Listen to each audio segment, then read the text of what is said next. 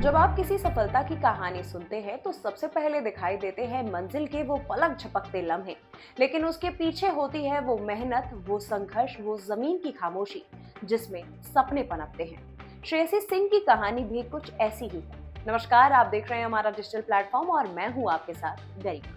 बिहार के जमुई जिले के रहने वाली श्रेयसी सिंह ने जब अपनी शुरुआत की थी तो शायद हर किसी ने अंदाजा नहीं लगाया होगा कि ये लड़की शूटिंग राइफल लेगी और फिर राजनीति में कदम रखेगी।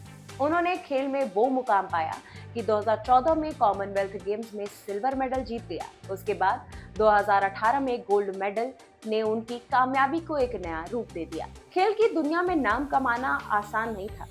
उनका परिवार इस दिशा में नहीं था। पिता दिग्विजय सिंह व माता पुतुल कुमारी ने राजनीति और समाज सेवा में कदम रखा था, लेकिन श्रेयसी ने शूटिंग के मैदान में खुद अपना रंग दिखाया। उन्होंने राष्ट्रीय और अंतर्राष्ट्रीय स्तर पर अपनी प्रतिस्पर्धा की, देश विदेश में अपने नाम के साथ खेल का भी सम्मान पाया और फिर राजनीति की राह वहीं से शुरू। 2020 में उन्होंने भारतीय जनता पार्टी का दामन थाम लिया और जमुई विधानसभा सीट से चुनाव जीतकर विधायक बनी। इस साल 20 नवंबर 2025 को उन्होंने बिहार सरकार में मंत्री के रूप में शपथ ली। उनका ये सफर सिर्फ मेडल और वोट से नहीं बुना गया, बल्कि कठिनाइयों और चुनौतियों से भी भरा हुआ है। एक ऐसा ही उदाहरण है जब उन्होंने कहा था कि जमुई के मतदाताओं ने उनसे पूछा, 5 साल में आप एक बार भी इलाके में नहीं आए। ये सवाल मंच पर सामने आया और उसके बाद पूरी तस्वीर चर्चा में आई। हालांकि ये घटना उन्हें चुनौतियों से भी घेरती, लेकिन ये भी दिखाती है कि जनता की उम्मीदें और उनसे जुड़ी जिम्मेदारियां कितनी बड़ी।